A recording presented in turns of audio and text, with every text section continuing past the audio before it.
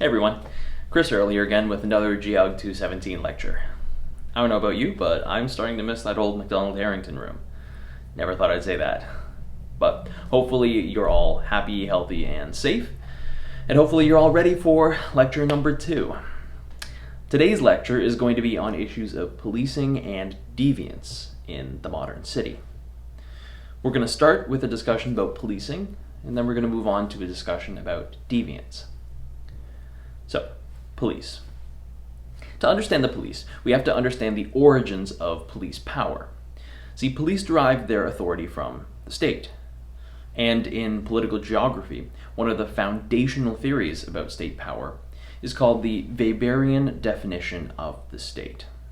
This theory is named after the German sociologist Max Weber, who expanded on an idea from the Russian revolutionary Leon Trotsky. And the theory is pretty simple, and you'll hear it a lot if you ever take another class on political geography. The theory is, the state is the form of human community that successfully lays claim to the monopoly of legitimate use of physical violence within a particular territory. See, this can take many forms, but in a very real sense, the theory is referencing the fact that it is the state, and the state alone, which can command an individual to act on its behalf in exerting force over those individuals who live under its jurisdiction. In other words, only the state can give you the authority to arrest somebody. If you, as a private citizen, slap a pair of handcuffs on somebody, bring them to a secondary location, and then lock them in a room, that's kidnapping. But if the state does it, it's illegal arrest. The police are, as was noted by David Slansky, the street-level embodiment of the Weberian definition of the state. They come to define power and legal force, and violence in a very real sense in the day-to-day. Uniformed officers on the streets of modern cities are the very real manifestation of the state. They walk along, they observe their surroundings, and they ensure that the laws that we have agreed to as a society, that have been created by the politicians that we have selected or that we have imbued with the authority to do so, are being followed by all. The state exercises its power in a 3-step process. First, the laws are created by political actors working on behalf of the citizenry. Politicians will establish laws based on current needs, public opinion, and the general expertise of professionals. In an idealized world, of course. One would hope they're always doing that, but sometimes that isn't the case. Then, laws are enacted, which results in them needing to be enforced. This falls to the police, who are the on-the-ground eyes and ears, making sure that laws are being followed. If they see something, a law that's being broken, they have the power to restrain an individual and put them away and send them to a court. And this is where the 3rd step comes in. This is the interpretation of the law. Here, an individual and their counsel can plead their case, and the state can counter with theirs. The judges will then pass judgment over the validity or invalidity of the defendant's claims. Politicians enact the law, police enforce the law, lawyers and judges will be the ones who interpret the law. Police are responsible for the enforcement of the law, unless they change their professions and become a lawyer, or, for example, in the case of the current Canadian Minister for Public Safety, Bill Blair, moved from being the chief of the Toronto Police Service to becoming a politician, writing the laws. The need for police came from the ways in which the modern city has grown and changed over time. Especially since the Industrial Revolution, as cities grew and changed, they needed more detailed regimes of order. Governments began to derive their power from the people and created laws that reflected the growing numbers of people who were flooding into large urban centers at the time. They needed to ensure that these laws were being followed. So the idea for the modern police actually came during the Renaissance. The first actual police force was a precursor to the Paris police force, and it was established in 1667. The office was called the Lieutenant General de Police, and it's considered the first modern police force in the world. The idea behind this force was to ensure peace and quiet for the residents of Paris. And the first man to actually hold the job of Lieutenant General was Gabriel Nicolas de la Reynie. He held the office from 1667 to 1697. De la Reynier's main job was to look after mainly wealthy Parisians and ensure that the growing slums of the city were kept at bay, and that they didn't come to inhibit the enjoyment of the city by the upper classes. De la Reynie was famous for installing public lighting to help him do this, so it's to him that the expression Paris, City of Lights can be attributed. But unlike the police today, he took on all the roles of the law. De la Reynie created laws to punish people, directed his police to arrest them, and then served as the judge during their trials. The modern system of separating out these roles hadn't yet been developed, but that would change as time would move on. During the Industrial Revolution, many of the modern police forces we know today came into being. The Berliner Polizei were established in 1809. The London Metropolitan Police Force, the Met, was established in 1826. The Policia Militar de Estado de Sao Paulo was established in 1831.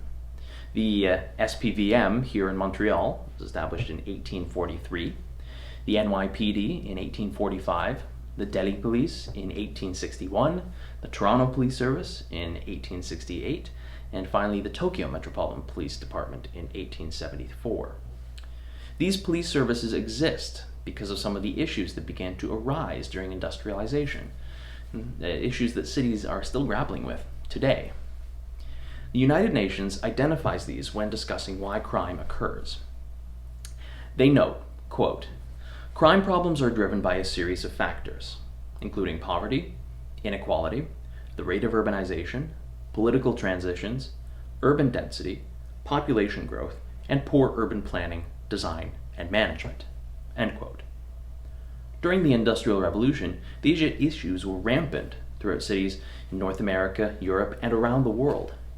The glaring inequality that was caused by the movement of people into cities, the speed at which urbanization was occurring, and how poorly it was managed in many places, including the corruption of political officials who were seeking to profit from the chaos in cities, and the sheer fact that huge numbers of people were now living in tighter and tighter quarters in denser and denser urban areas, led to a serious crime problem. Today, in the Global South in particular, megacities pose a serious challenge to policing.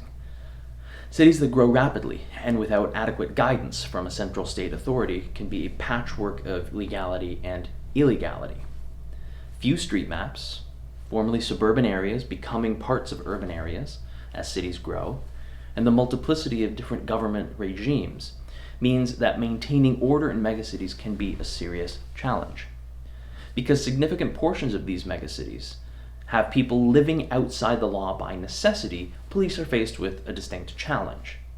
Can they criminalize the actions and behaviors of people when those people are occupying places in cities that themselves often dance along the line of legality? If a city is partially illegal in the way it is established, can the residents be criminalized for that? What occurs in these situations can be troubling. Police can fall back on repressive techniques to control urban populations. While these techniques may temporarily fix the problems police in an urban area actually face, they have the added disadvantage of corroding public trust in the policies that they have to enforce, and in the police force themselves. This, in time, makes it harder for the police to rely on the community to help them, or to, at the very least, not hinder them in their activities. Finding a distrustful community, the police may lash out and continue to use repressive techniques, creating a cycle that can be broken only by one side buckling entirely under the pressure, or by the primary aggressor, in this case normally the police, taking cautious and necessary steps to rebuild trust within an urban population that they seek to protect. Let's take a look at some of the distinctly urban issues that cause the kinds of crime issues that necessitate police intervention. First, we have incredibly dense cities. Incredibly dense cities, cities that don't necessarily have spaces for people to stretch out in, are centers for tension. When people are crammed into very dense, poorly planned urban areas, they'll abut one another, come up right against one another. This can cause issues that can escalate into property damage, assault, murder. Well, these may seem extreme, Think about how annoying it is to live in an apartment building when your neighbor isn't respectful of your sleeping schedule, or your need to study quietly, or to record online lectures. I did that joke to keep this one topical. Doing what we can. But density isn't just about tensions. It's about opportunity. See, dense cities will bring a whole bunch of people into contact with one another. People who, may because of circumstance or because of desire, want to live outside the legal frameworks that are established to maintain order in urban areas. So another issue is wealth. Cities are humanity's centers of commerce, from small-scale commercial ventures all the way up to large multinational firms. And the amount of wealth in cities and the unequal distribution of that wealth can lead to significant crime issues. Societies that maintain a system of private property ownership will inevitably have issues relating to theft, damage, and manipulation of that property, and the police are expected to address this. But then we have the interactions between people. This is our third point. See, cities are where people go to do things. Sporting events, conferences, political activities, leisure activities, working events. See, when masses of people, normally, get together, when major events occur, this can be the cause for serious problems. Couple large-scale social events, political events, sporting events, with dense urban environments, and an unequal distribution of wealth, and mass unrest can occur. So this one is slightly different than just density overall, as it speaks to how cities are sites for where people can express collective frustration, joy, sadness, and discontent. Consider that cities are the places where you'll see things like pride parades. You'll see demonstrations against the government, celebrations over sporting events, funerals for public figures, and large-scale political events.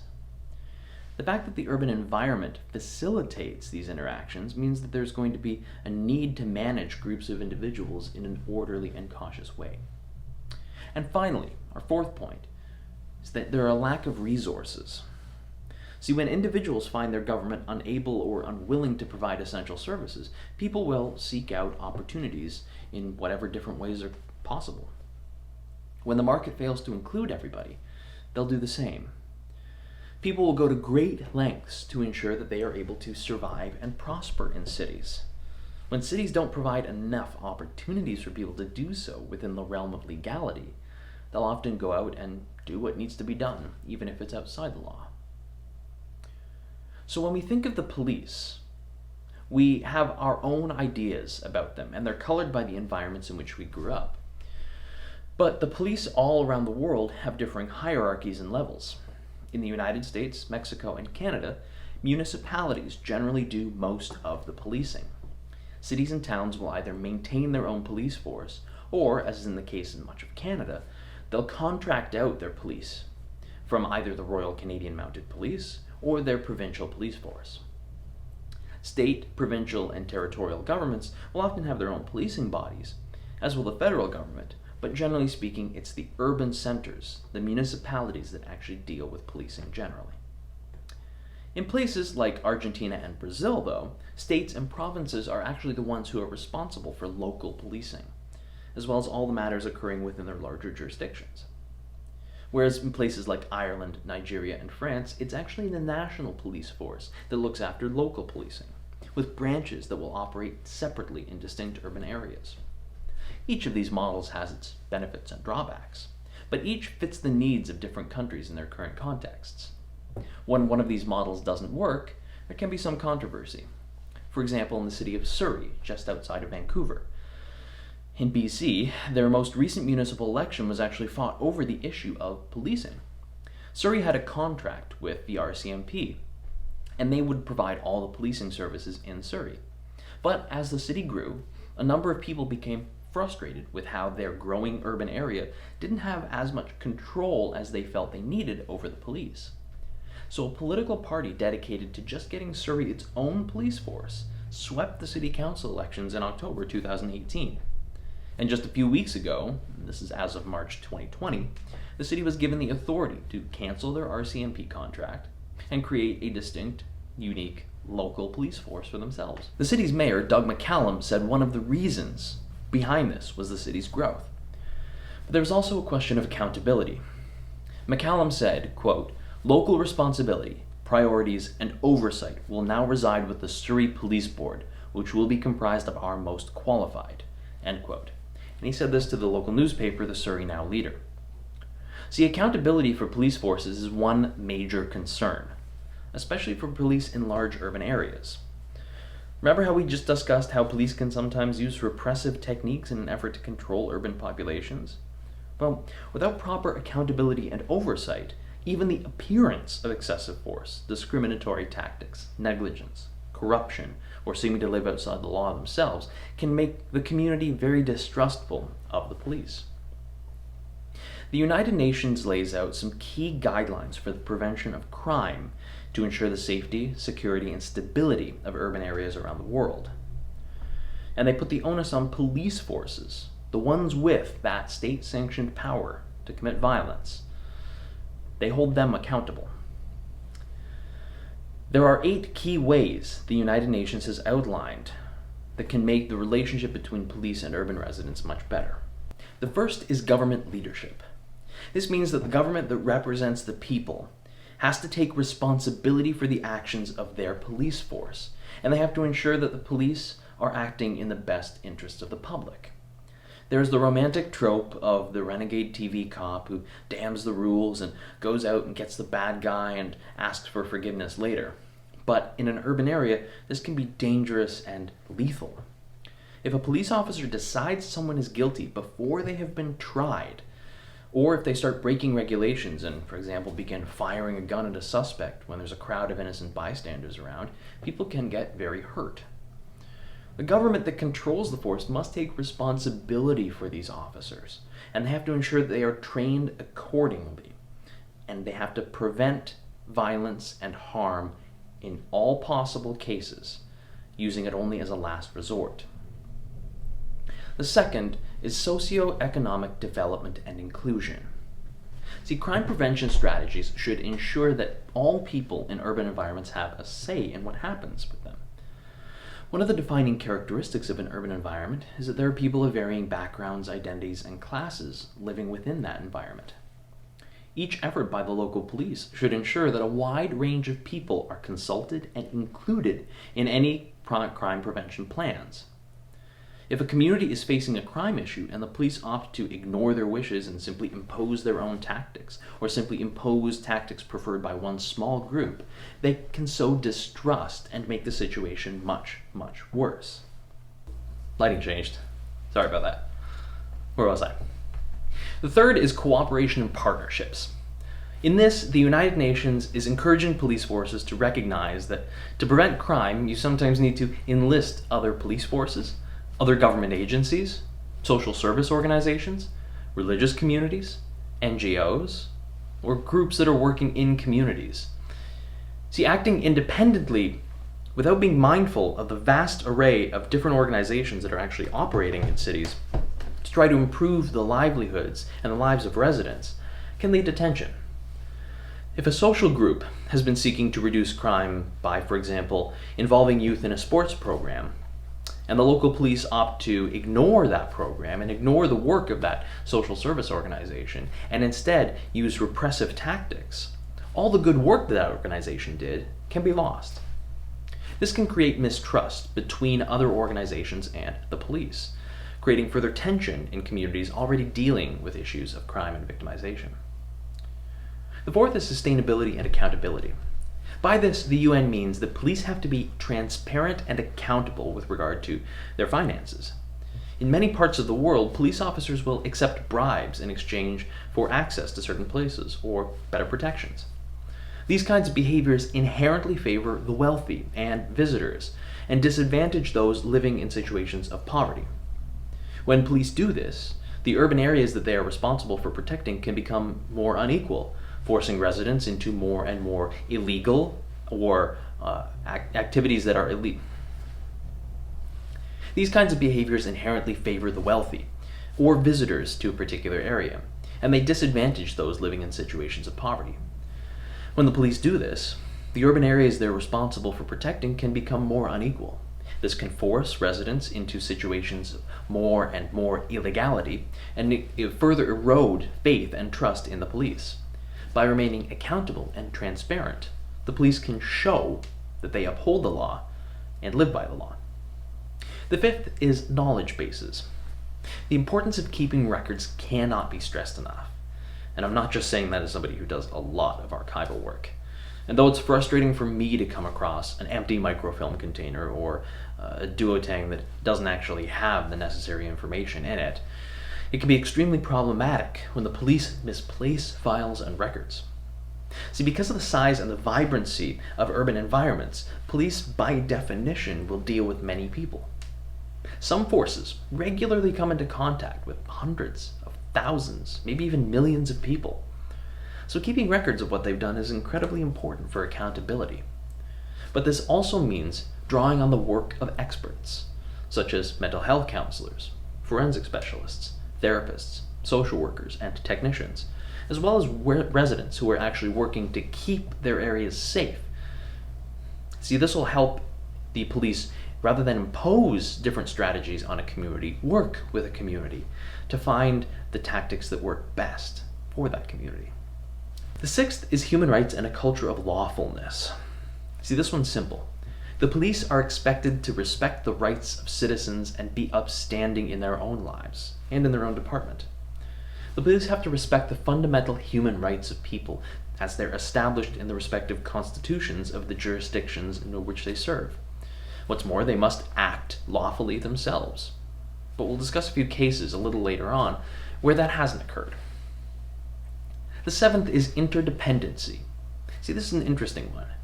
The UN strongly recommends that police forces work with their counterparts around the world to ensure that crime prevention strategies and cases that span international borders have the input of all those involved.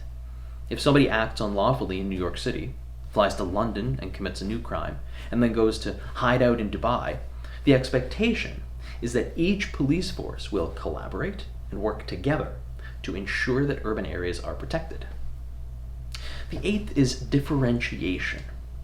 This is the final strategy, and it's an important one. This encourages the police to recognize that all crimes are different. Each crime is committed under different circumstances, and there are different approaches that should be applied to each individual. See, a hungry child stealing a loaf of bread isn't the same as an investment banker defrauding their clients of millions of dollars. At the same time, there have to be different crime prevention strategies in place depending on unique contexts. Many North American cities have adopted zero-tolerance policies, which say that if somebody gets into a fight, there won't be any questions as to why they did that. They'll simply be arrested, charged, and punished for that crime. But strategies like this don't take into account the diversity of people in urban areas, not asking the most important question a human can ask, namely, why? This means the police are ignoring key context that can help shape how they respond and how the community will view their presence.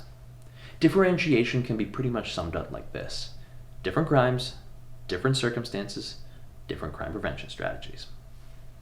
So these are all strategies that are advanced by the United Nations to try and encourage urban police forces, primarily those in the global south, but also those in the global north, to better respond to and consider the unique needs of the urban residents that they serve.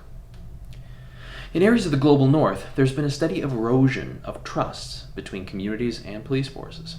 Police violence, the appearance or action of discriminating against or ignoring the plight of minority communities, and the increasing militarization of police have caused incredible tension between urban residents and their police forces.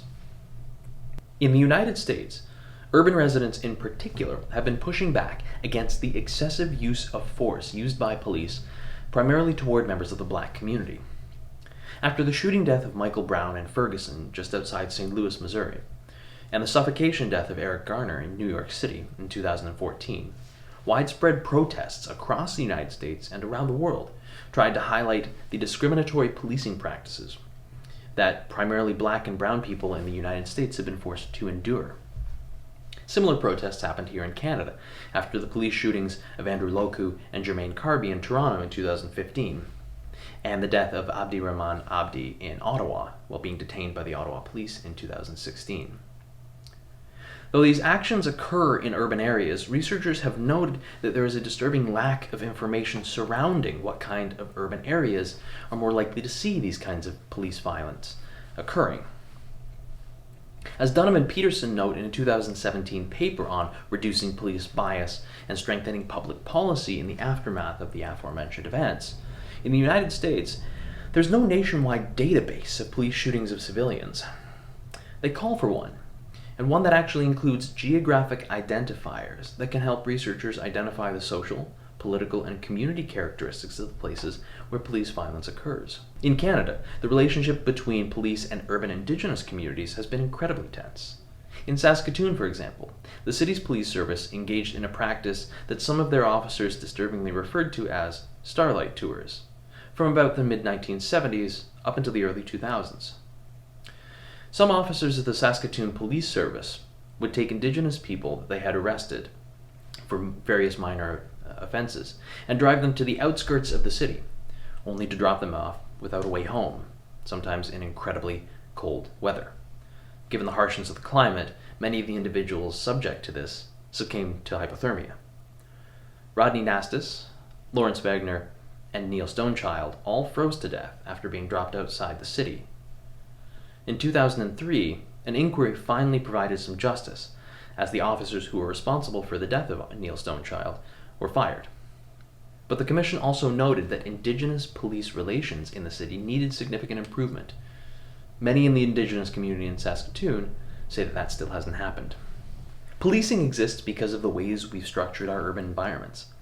We designate some things as lawful and legal, while designating other things, generally those things that we believe to be harmful to a large number of people or to the entirety of the urban spaces we inhabit, as illegal. When we look at those harmful things, those illegal things, we have to also look at deviance.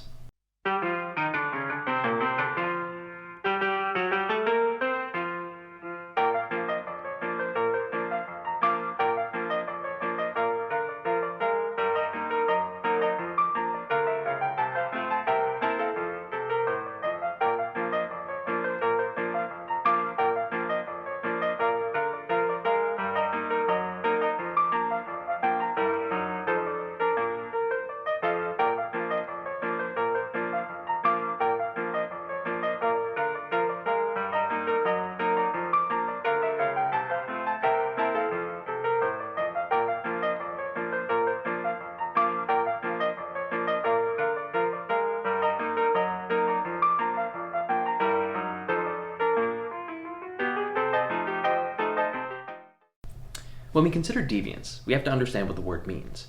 For those of you who haven't taken a sociology class yet, we'll provide a brief description here. Deviance is a behavior or an action that violates both formal and informal social norms. This means that belonging to a particular subgroup that has a propensity for collecting obscure but legal to own snakes, or engaging in sex work, are both considered deviant behaviors.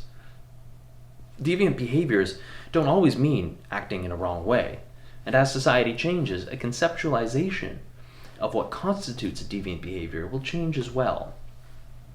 So why is it that urban environments in particular are often places where deviant behaviors thrive? One of the first reasons for this is pure mathematics. If someone who engages in sex work, for example, wants to pay their bills and sustain themselves, then they need a certain number of clients. Say, for example, that number of clients is 100. And if only 1 out of every 1,000 people would be interested in soliciting the services of a sex worker, that means that a sex worker needs to live in an urban area with approximately 100,000 people in it to maintain a sustainable career. Thanks to A.R. Gillis for the prompt on the math. The second reason is community. The larger the city, the more likelihood one has to find someone interested in the same deviant behaviors that they are. At a certain point, a community forms around those interested in those deviant behaviors, and they begin to connect, share tips, and form bonds. In doing so, they attract people from smaller urban centers, or from rural places where they are, and they can temporarily or permanently encourage them to come into that community and participate with them. Third reason is anonymity. Large urban centers are places where it's nearly impossible to interact with every person you see. It may be possible to form a community or a niche group amongst people in your neighborhood or in your school or your work, But cities with millions of residents usually don't afford people the chance to get to know every single person around them. And that leads to the fourth point.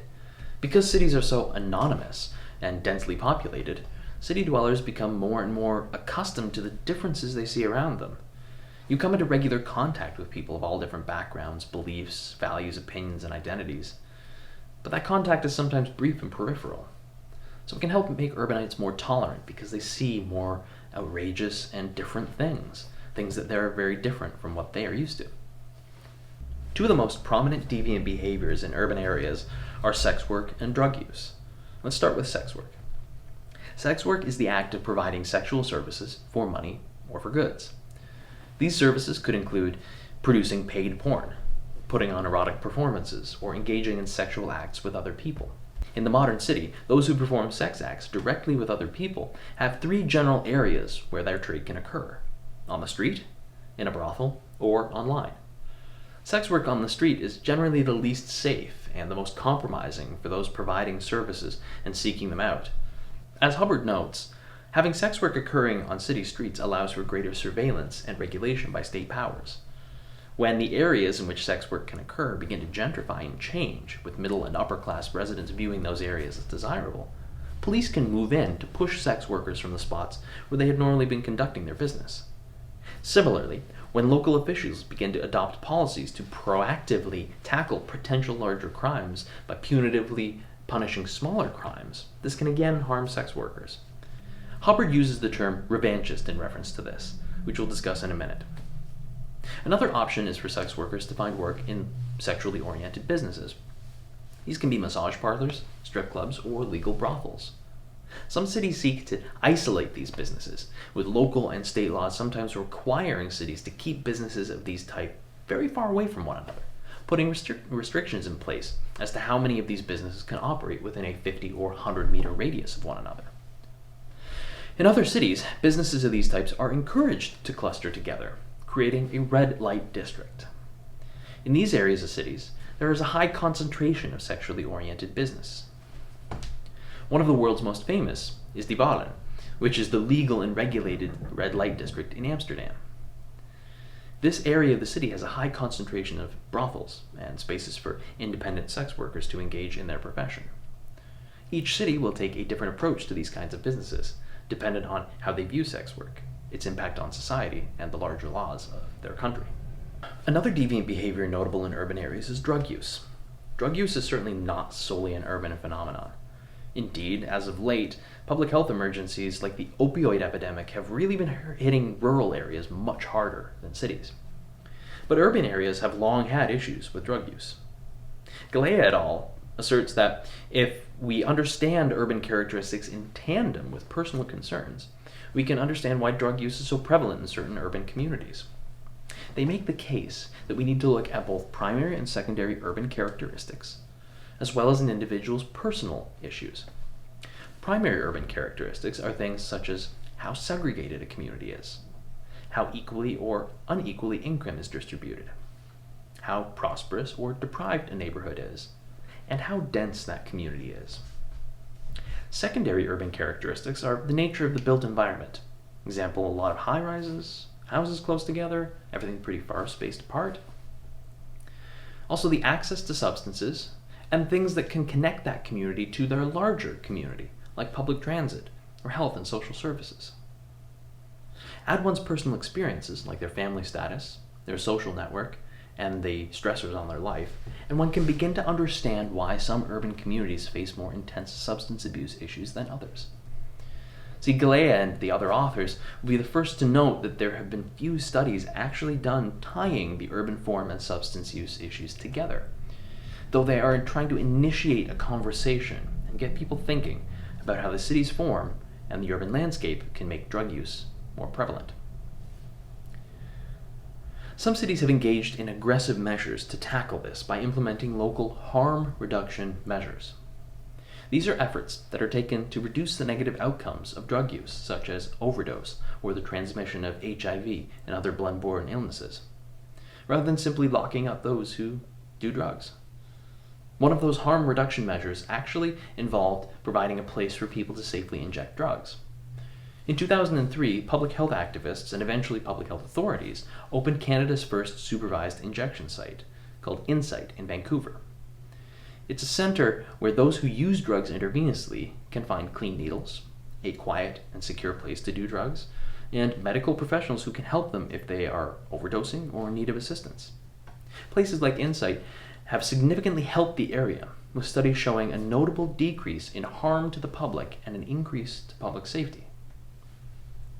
The responses to urban officials to these kinds of deviant behaviors varies from place to place and time to time. Different contexts mean different responses. Each city will want to address these concerns using the tools that they have available, the popular theories of the time, and obviously doing things with as much expediency as humanly possible. Especially when sex work and drug use occur in areas that are gentrifying, cities will try to get a hold of the issue, because they'll often be faced with complaints from new residents and possibly a desire to ensure that the area's new wealthy inhabitants aren't scared off and take their money with them. One approach is to engage in policing that will tackle what are seen as minor crimes before they lead to an overall decline in the community. This goes back to a theory known as the broken windows theory. This was developed in the early 1980s by James Wilson and George Kelly. The gist of the theory is that in areas where one sees sex workers or drug users, or where buildings' windows are shattered and go unfixed, crime will be higher, because seeing an open challenge to the territorial authority of the state and the police will encourage others to engage in the challenge.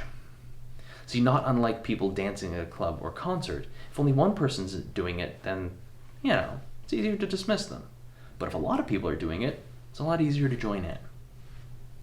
There are different ways to approach broken windows theory. One could be to up property standards, invest in public resources, improve the urban form of a community to provide, as Jane Jacobs would call it, eyes on the street, to encourage public investment in the city. But another would be to encourage the police to severely and intensely crack down on any minor infraction. This gets to things like stop and frisk, where police officers will begin engaging in activities that are aimed at trying to reduce larger crimes, but end up sowing distrust. This ties into what Hubbard calls the revanchist approach to policing and deviance. Revanchism is actually a theory that we normally use in political geography, and it refers to the desire by one country to take revenge on another country for the losses that were incurred at a different previous conflict. See, the punitive measures that were taken, for example, in the Treaty of Versailles is an example of how revanchism made its way into the First World War. France wanted Germany to pay for what had been done to it. But in the context of policing and deviance, revanchism refers to those who view themselves on the right side of society, those who do not engage in criminal activity or deviant behaviors openly, and those who kind of fall into a middle class, undisruptive, and upstanding personality type. How they act toward people on the margins, and how they act as if they have been wronged by them. Consider the case of a gentrifying neighborhood. A middle-class couple will move into a home in a gentrifying area, maybe it's beside a cute little coffee shop, and then they become really frustrated that the alley behind their brand new home is frequented by drug users. So they begin to take harsh and more punitive measures. They install floodlights, they cut down the bushes in the area, and eventually they call in the police to respond to these individuals. See, they act as if these people have personally wronged them, despite the fact that they're the newcomers in the neighborhood who are actively engaged in pushing out the people that have lived there for years. There's one more theory regarding urban spaces and deviance that's very important to introduce briefly. If any of you had the chance to watch the 2015 HBO miniseries Show Me a Hero, had Oscar Isaac and Catherine Keener and the wonderful Winona Ryder. It was about the tumultuous battle of public housing in Yonkers, New York. You'll be familiar with this theory if you watch that show. This is the defensible space theory. It was the brainchild of actually a McGill architecture and urban planning grad named Oscar Newman. Newman went to work in the United States after graduating from McGill in 1959, and he was interested in issues of housing, community, and how planning and architecture could make for safer communities. Newman was really interested in how we could build our cities in a way that would make them more safe, or at the very least, provide a more level playing field for those seeking to improve their communities. The way we design our cities can sometimes help facilitate crime and deviance. Though the design itself isn't the sole cause of these behaviors, poor design can certainly enhance them. Defensible space theory asserts that when people have a sense of ownership, pride, and belonging in a place, they'll defend it more fervently against crime or against extreme deviant behavior. Defensible space theory has 5 key characteristics: territoriality, natural sightlines, good image, strong surrounding community, and easily accessible public spaces. Briefly, these mean some simple things. Territoriality is the idea that you have ownership and access to your own space. Natural sightlines means your home is designed in a way that allows you to see what's going on, especially what's going on around it. A good image means your home and the surrounding area looks good, and it's because of your own making. You tended the garden. You shovel the snow on the sidewalk. A strong surrounding community means you're close to necessary amenities, shopping, a police station, schools. And easily accessible public spaces means that common areas are easy for you to get to and are easy for you to see. See, Newman developed this policy in theory to some of the issues with housing that were covered in much of the early parts of this class. Large-scale housing projects like Cabrini Green and Pruitt-Igoe didn't offer residents any of the above-mentioned things. As such, these areas became sites of crime, violence, and unchecked and unsupported deviant behaviors. Again, the design itself didn't cause these, but the design certainly didn't help. Newman's proposals sought to provide dignity and safety to those living in even the most impoverished areas by providing each individual a chance to fight for their home and for their community. So, a brief recap of what we talked about so far. We've discussed how police were formed in response to the very real urban issues that were coming up in cities around the time of the Industrial Revolution. Over time, police forces have changed, and tensions have arisen between communities and the police that protect them. We talked about the UN's recommendations about how to better foster trust and how some police forces still have an issue with race in cities. Then we discussed how cities can be natural places for those engaging in deviant behaviors, and how both sex work and drug use can either be criminalized or better managed by urban actors. Some cities will come to rely on punitive, revanchist measures to deal with crime and deviance, and others will try to reshape the urban form to ensure that residents have access to defensible space. So I hope this has been informative for everyone. This is a brief introduction to policing and deviance in the modern city. I hope you'll tune in next time for a 2-part lecture, Lecture 3, which will cover both sexuality in the city and aging in place, which will be 2 very interesting and sometimes disconnected areas, but we'll take a look and see how we can bring them together. As usual, this is Chris Earl, signing off. Stay well.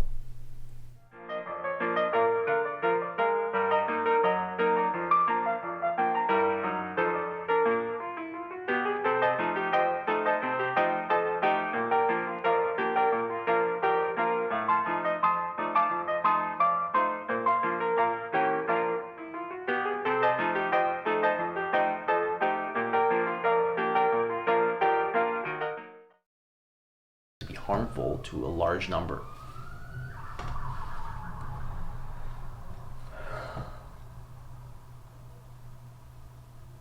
Appropriate, right?